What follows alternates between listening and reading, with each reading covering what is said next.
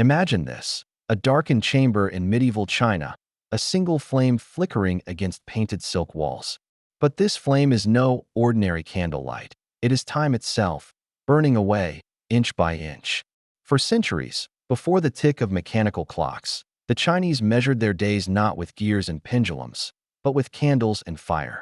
These glowing markers of time carried not only practical value, but also profound symbolism, blending science, ritual, and philosophy into one. Welcome to the Time Tellers. In today's journey, we unravel the story of the Chinese candle clock, a device so simple in design, yet so deeply intertwined with how people understood order, discipline, and the fleeting nature of life. But before we dive in, a quick pause. Thank you for helping this channel grow into a community of curious minds.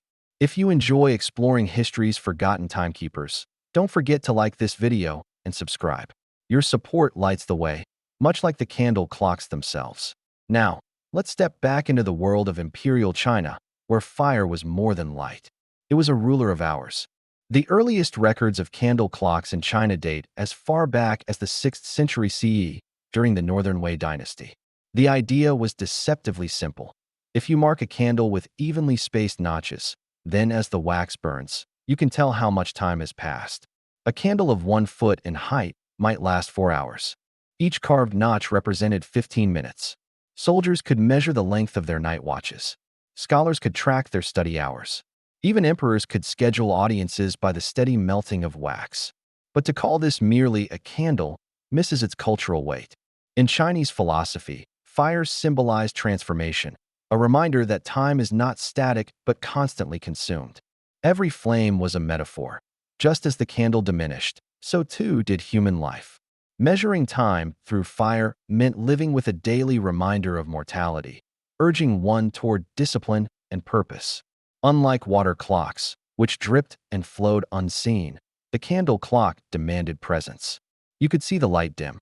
You could feel the heat fade. It was as much a teacher as it was a timepiece. The Chinese refined the candle clock in ingenious ways. Some were designed with weights embedded in the wax, which would drop and strike a gong as the candle melted, turning time into sound. Others combined incense sticks and candles, releasing fragrances at intervals, transforming hours into experiences of both sight and smell. Even more fascinating were the elaborate multi-candle systems used in palaces. Rows of candles burned in sequence, each one carefully marked. Guards could rotate duty shifts without confusion. Court officials could structure their reports to the emperor. And households, from merchants to scholars, could divide their evenings into portions, much like we divide ours into work hours, breaks, and leisure. Think of it as the earliest time-blocking system. Today, we use calendars and apps to slice our days into meetings and tasks.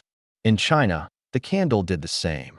A glowing planner, burning steadily on the desk of a Confucian scholar or beside the ink-stained hands of a calligrapher. Timekeeping has always been political. In Imperial China, control of time was control of people. The government regulated the production of standardized candles, ensuring they burned at predictable rates. Official schedules, curfews, and even military strategies depended on them. The candle clock reinforced social order. Imagine an army at the border, relying on measured candles to change guard at midnight. Imagine a bustling market in Kaifeng, where curfew bells rang when the last official candle burned out. Or picture an emperor, illuminated by a great wax torch, deciding the fate of his ministers before the flame marked the end of his allotted hour. Candles were more than tools. They were instruments of productivity, of hierarchy, of control. And yet, they also whispered a subtle truth. Time is finite, and all authority, like wax, eventually melts away. What does a candle clock have to teach us today? After all, we now live in an age of digital timers, world clocks, and calendars that stretch endlessly into the future. But perhaps that is exactly the problem. Our time often feels infinite, scattered, and taken for granted.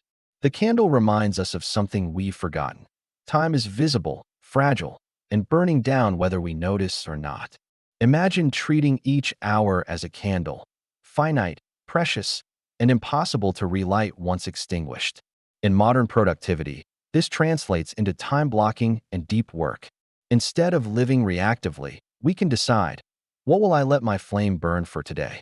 Will it be wasted on distraction or invested in meaningful work? The candle clock teaches focus. Once lit, its flame cannot be reversed.